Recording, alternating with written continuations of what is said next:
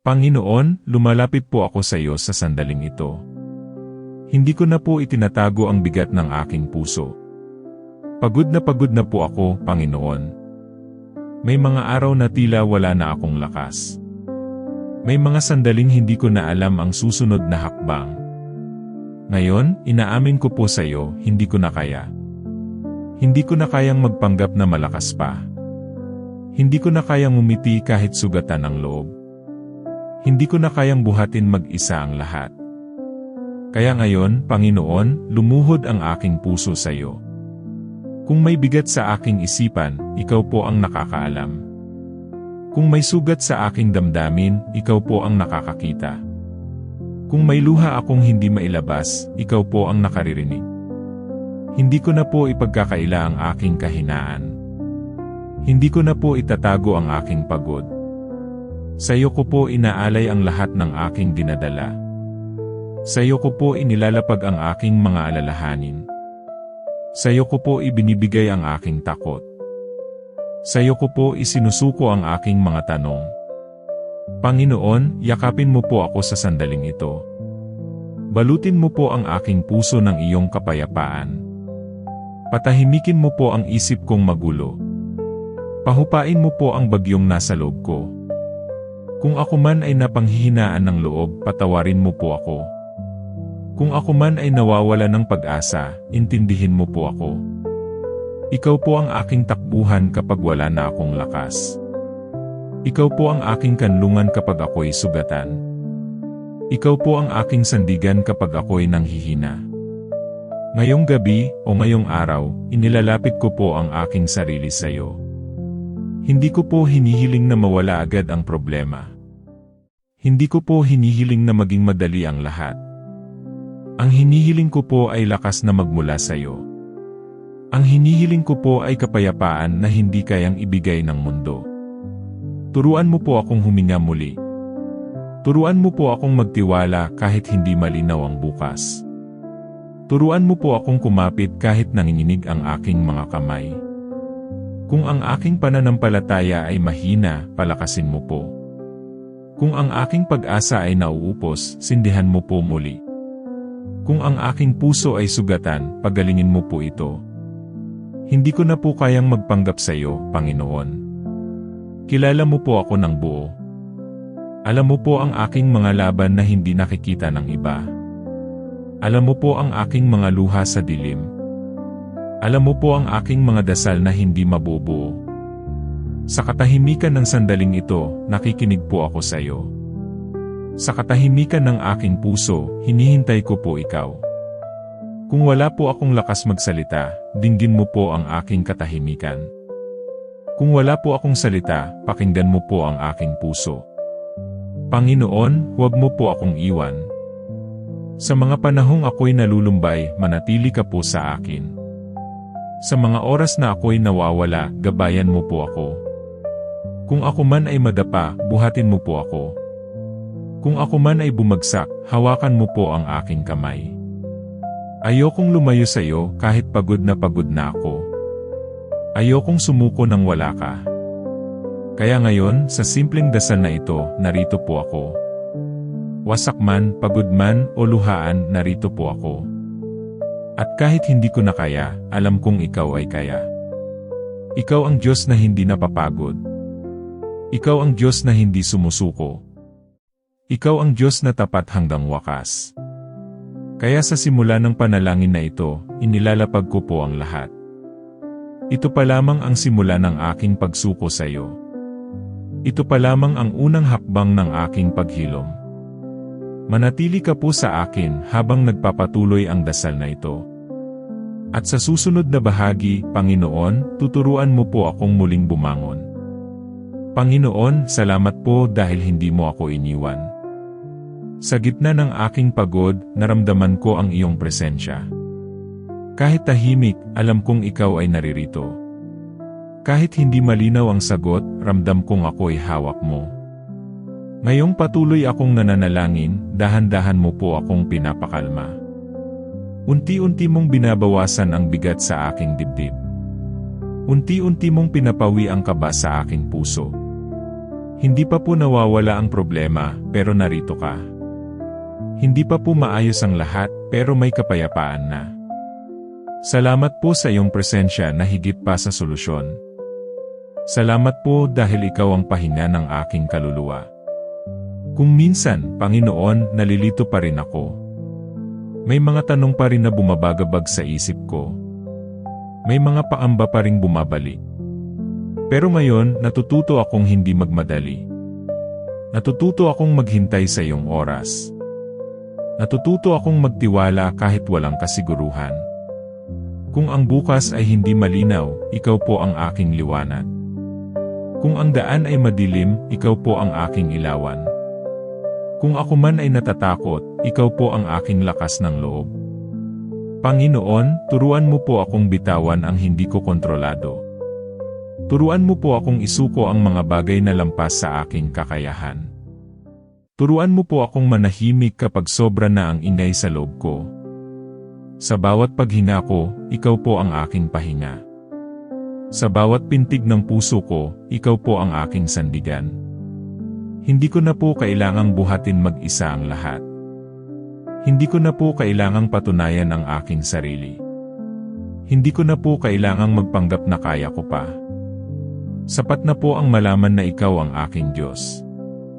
Sapat na po ang malaman na mahal mo ako. Sapat na po ang malaman na may layunin ka sa lahat ng ito. Kung ako man ay dumadaan sa sakit, alam kong may dahilan. Kung ako man ay umiiyak ngayon, alam kong may paggaling bukas. Kung ako man ay sugatan, alam kong ikaw ang manggagamot. Panginoon, linisin mo po ang aking isip mula sa negatibong kaisipan. Palitan mo po ang aking takot ng pananampalataya. Palitan mo po ang aking pangamba ng pag-asa. Palitan mo po ang aking pagod ng bagong lakas. Kung ako man ay nanghihina, ikaw po ang magpalakas sa akin. Kung ako man ay nawawalan ng gana, ikaw po ang magbangon sa akin. Kung ako man ay nalulunod sa problema, ikaw po ang aking sasagip. Hindi ko man makita ang buong plano, nagtitiwala po ako sa iyo. Hindi ko man maintindihan ang lahat, kumakapit po ako sa iyo. Hindi ko man alam kung kailan matatapos ito, naniniwala po ako sa iyo. Panginoon, salamat po sa iyong pasensya sa akin. Salamat po sa iyong habag sa aking kahinaan. Salamat po sa iyong awa sa aking pagkukulang. Hindi mo po ako hinusgahan sa aking pagod. Hindi mo po ako tinalikuran sa aking pagdududa. Bagkus, lalo mo po akong niyakap. At sa yakap mong iyon, naramdaman ko ang kapayapaan. Isang kapayapaang hindi maipaliwanag. Isang kapayapaang hindi kayang ibigay ng mundo. Panginoon, manatili ka po sa aking piling. Huwag mo po akong bitawan habang ako'y gumagaling. Huwag mo po akong iwan habang ako'y natututo muling tumayo. Kung ako man ay mabagal gumaling, hintayin mo po ako. Kung ako man ay mahina pa, buhatin mo po ako. Sa bawat araw na darating, ikaw po ang aking lakas. Sa bawat laban na haharapin ko, ikaw po ang aking sandata. At habang nagpapatuloy ang panalangin na ito, unti-unti kong ipinaubaya sa iyo ang lahat. Ito na po ang simula ng aking muling pagtitiwala. At alam kong sa susunod na bahagi, Panginoon, sisibol na ang bagong pag-asa sa aking puso. Panginoon, sa bahaging ito ng aking panalangin, masdama ko na ang iyong presensya sa aking buhay. Hindi pa man lubos na nawawala ang sakit. May unti-unting liwanag na sa aking kalooban. Salamat po dahil pinaparamdam mo na hindi sayang ang aking pagluha. Salamat po dahil binibilang mo ang bawat patak nito. Ang mga luha kong akala ko'y walang saysay. Ginagamit mo pala upang linisin ang aking puso. Panginoon, sugatan pa rin po ako. May mga alaala pa ring masakit balikan. May mga salitang bumabagabag sa aking isip. May mga karanasang hindi ko agad makalimutan. Ngunit ngayon, iniaalay ko po sa iyo ang lahat ng ito. Hawakan mo po ang aking mga sugat. Ikaw po ang maghilom sa mga bahaging nasira. Ikaw po ang mag-ayos sa mga pusong nadurog. Kung ako man ay natakot magmahal muli, bigyan mo po ako ng lakas ng loob. Kung ako man ay nasaktan sa pagtitiwala, turuan mo po akong magtiwala muli sa iyo muna. Panginoon, linisin mo po ang aking puso sa galit. Alisin mo po ang hinanakit na matagal ko nang kinikimkim. Tanggalin mo po ang pait na nagpapabigat sa aking dibdib. Ayaw ko na pong mabuhay sa sama ng loob. Ayaw ko na pong maging bihag ng nakaraan. Pinipili ko pong magpatawad kahit mahirap. Pinipili ko pong magpalaya kahit masakit. Hindi dahil karapat-dapat sila, kundi dahil karapat-dapat akong gumaan. Panginoon, habang ako'y nagpapagaling, turuan mo po akong maging mahinahon sa aking sarili. Turuan mo po akong huwag magmadali. Turuan mo po akong yakapin ang aking kahinaan. Hindi pala kahinaan ang umiyak. Hindi pala kasalanan ang mapagod. Hindi pala mali ang huminto sandali. Sa iyo ko po natutunan na ang pahinga ay hindi pagsuko. Ito pala ay paghahanda para muling tumayo. Salamat po dahil binibigyan mo ako ng panahon. Panahon upang maghilom. Panahon upang mag-isip. Panahon upang magtiwala muli. Kung ako man ay bumagsak dati, hindi mo po iyon ginamit laban sa akin. Bagkus, ginamit mo po iyon upang hubugin ako. Upang palalimin ang aking pananampalataya. Upang patibayin ang aking karakter. Panginoon, ngayon ay mas malinaw kong nakikita na ikaw pala ang kasama ko sa bawat hakbang. Hindi mo ako iniwan sa aking pinakamadilim na araw. Hindi mo ako pinabayaan sa aking pinakamasakit na gabi. At dahil doon, muli akong bumabangon. Mabagal man pero may pag-asa. May takot man pero may pananampalataya. May sugat man pero may paggaling. Panginoon, gawin mo po akong buo muli. Hindi katulad ng dati kundi mas matatag. Hindi perpekto, ngunit puno ng tiwala. Hindi walang takot, ngunit may lakas ng loob. Ihanda mo po ako sa mga darating pang-araw. Ihanda mo po ako sa mga bagong pagsubok. Ihanda mo po ako sa mga biyayang paparating. At habang patuloy ang panalangin na ito, nararamdaman kong unti-unti na akong bumabangon.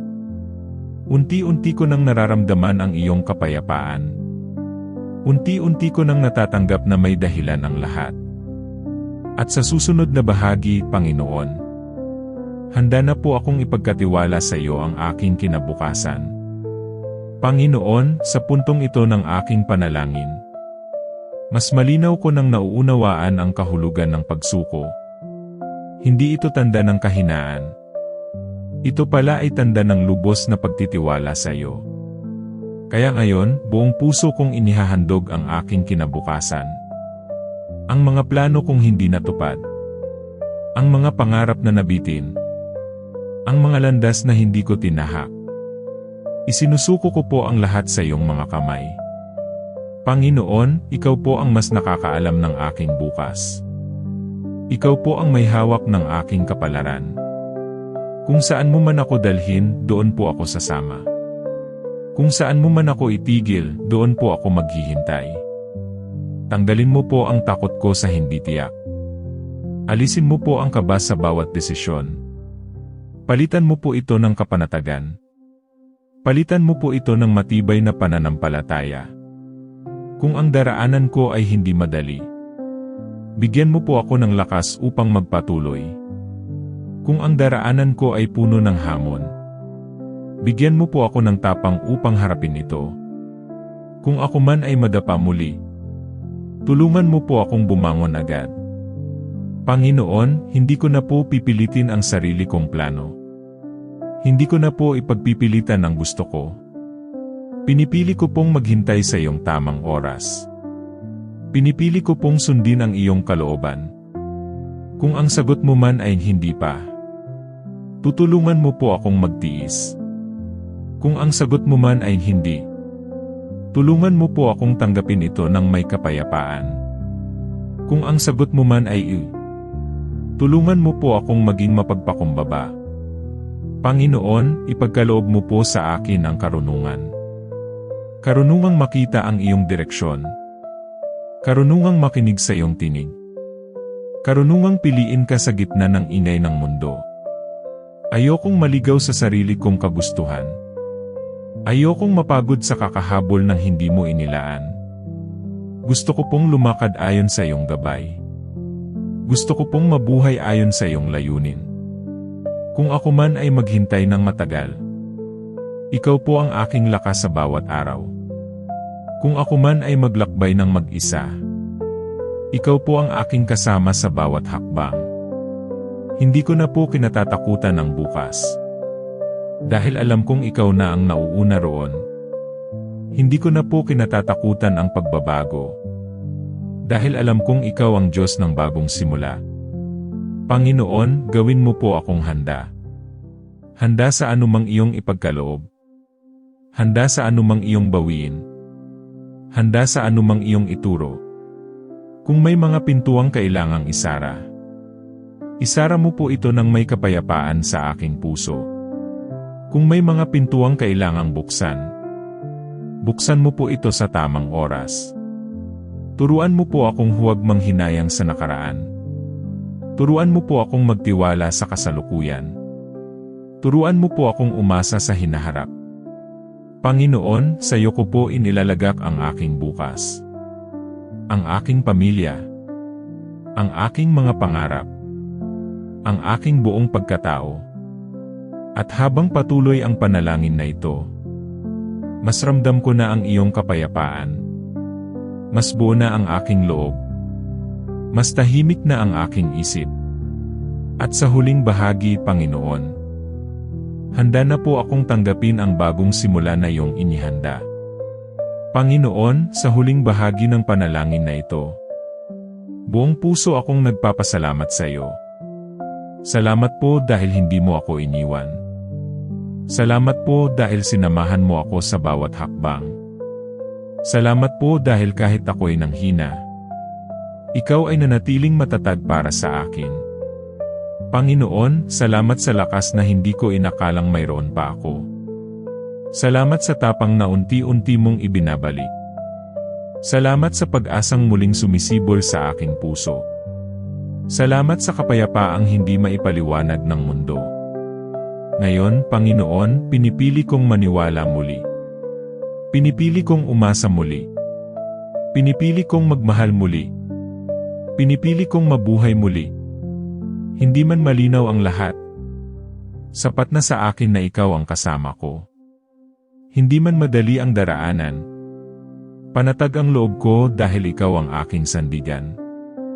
Panginoon, itinatagubilin ko sa iyo ang aking sarili, ang aking isipan, ang aking puso, ang aking mga salita at gawa. Naway ikaw ang maging sentro ng aking buhay. Naway ikaw ang maging lakas sa aking kahinaan. Naway ikaw ang maging liwanag sa aking dilim. Kung dumating man muli ang araw na ako'y mapagod, paalalahanan mo po akong lumapit muli sa iyo. Kung ako man ay mag-alinlangan, ipaalala mo po ang lahat ng iyong ginawa sa aking buhay. Kung ako man ay manghina, hawakan mo po muli ang aking kamay. Panginoon, handa na po akong magpatuloy. Handa na po akong humarap sa bagong umaga. Handa na po akong yakapin ang bagong simula. Hindi dahil tapos na ang problema, kundi dahil ikaw ay sapat na. Panginoon, turuan mo po akong mabuhay ng may pasasalamat. Maging sa maliit man o malaking biyaya. Maging sa hirap man o ginhawa. Naway ang aking buhay ay maging patotoo ng iyong kabutihan. Naway ang aking kwento ay magsilbing pag-asa sa iba. Naway ang aking pagbangon ay magbigay lakas ng loob sa kapwa. Panginoon, tinatanggap ko ang iyong kalooban. Tinatanggap ko ang iyong plano. Tinatanggap ko ang iyong pagmamahal. At sa oras na muli akong mapagod, alam kong maaari akong bumalik sa iyo. Dahil ikaw ang Diyos na hindi nagsasawang makinig. Ikaw ang Diyos na hindi nagsasawang magmahal. Ikaw ang Diyos na hindi nagsasawang magpatawad. Kaya ngayon, Panginoon, buong puso kong sinasabi, Ikaw ang aking lakas. Ikaw ang aking kanlungan. Ikaw ang aking pag-asa. Ikaw ang aking kapayapaan. Sa iyo ko po iniaalay ang lahat. Ang aking kahapon. Ang aking ngayon. Ang aking bukas. At habang tinatapos ko ang panalangin na ito, alam kong hindi na ako nag-iisa. Alam kong hawak mo na ang lahat. Alam kong sapat na ang iyong biyaya. Maraming salamat po, Panginoon. Sa iyo ang papuri. Sa iyo ang karangalan. Magpakailanman. Amen. Bago tayo magtapos, nais kong ipaabot ang isang paalala. Hindi ka nag-iisa sa mga laban na iyong pinagdadaanan. May Diyos na nakikinig sa bawat dasal ng iyong puso. Kung ang panalangin na ito ay nakapagbigay sa iyo ng kapayapaan, lakas, o pag-asa, hinihikayat kitang ibahagi ito sa iyong pamilya, kaibigan, o kahit kanino na nangangailangan ng dasal ngayon. Maaaring ang simpleng pag-share mo ay sagot sa panalangin ng iba. Huwag kalimutang mag-subscribe sa Dasal ng Puso at pindutin ang notification bell upang araw-araw ay sama-sama tayong manalangin, magpalakas ng pananampalataya, at magbigay ng liwanag sa bawat puso. Maraming salamat sa iyong oras. Maraming salamat sa iyong pakikinig. At maraming salamat sa iyong pananampalataya. Hanggang sa muli. Dito lang sa Dasal ng Puso, kung saan ang bawat panalangin ay taos. At ang bawat puso ay inaalagaan ng Diyos. Pagpalain ka ng Panginoon.